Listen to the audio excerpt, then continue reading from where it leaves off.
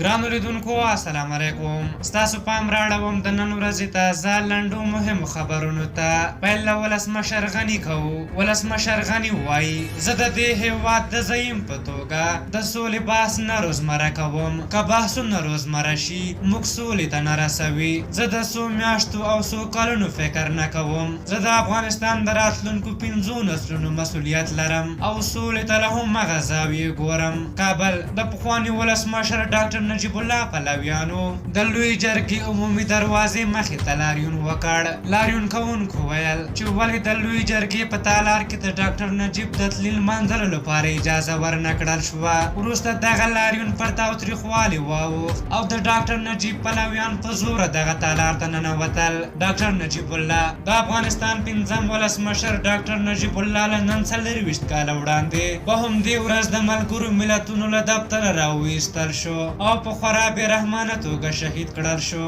زلمی خلیلزاد وایي ژر به هڅې پیل کړي چې په افغانستان کې دواړه خواوې وربند او د تاوتریخوالي کمولو ته وهڅوي. زلمی خلیلزاد په خپله تازه مرکه کې ویلي په افغانستان کې اوسنی روان تاوتریخوالی د جدي اندېښنې وړ دی. عبدالرشید دوستم د هند د بهرنیو چارو وزیر جے شنکر له عبدالرشید دوستم سره کتلي. جے شنکر پر ټویټر لیکلي چې دواړو خواو د افغانستان پر پرمختګ د افغان سولې بهیر او د هند پر رول خبرې کړې. ولسمشر ماڼۍ ولسمشر غني او د پاکستان لومړي وزیر عمران خان د ټلیفون له لارې د دواړو هېوادونو د اړیکو سولې پروسې او په افغانستان کې د اوربند ټینګښت په اړه خبرې کړې. ارګ وایي په دې ټلیفوني خبرو کې ولسمشر غني د پاکستان لومړي وزیر ته د افغانستان د سفر رسمي بلنه ورکړه او هغه هم ژمنه وکړه چې کابل ته به سفر کوي. په قطر کې د افغانستان د دولت او د طالبانو د تماس ډلې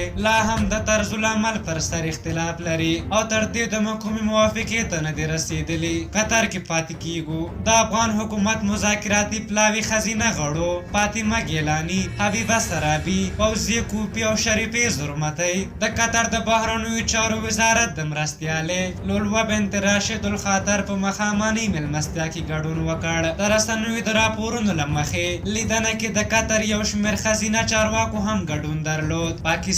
پاکستان د افغانانو لپاره د ویزې په ورکړه کې اسانتیا راولي. د پاکستان د ملي اسمبلۍ رئیس وایي افغان سوداګرو ته د ویزې د ورکولو په پالیسۍ کې بدلون به د دوو هېوادونو ترمنځ سوداګرۍ کې راکړه ورکړه وغوړوي. او وروستی خبر دا دی چې د فلسطین ولسمشر محمود عباس یو ځل بیا د اسرایلو، متحده عربي اماراتو او بحرین ترمنځ د اړیکو پر نورمال کېدو نیوکې کړې. عباس د ملګرو ملتونو عمومي ناستې ته په وینا کې ټینګار کړی چې د سیمې پر وضعیت د بحث لپاره باید نړیواله ناسته راوبلل شي. په هر حال دا د نن ورځې تازه لنډ او مهم خبرونه. تر بیا چې ستاسو چوپړ ته راځم، خولې وبخښونکي خدای مو سپارم. د الله په امان.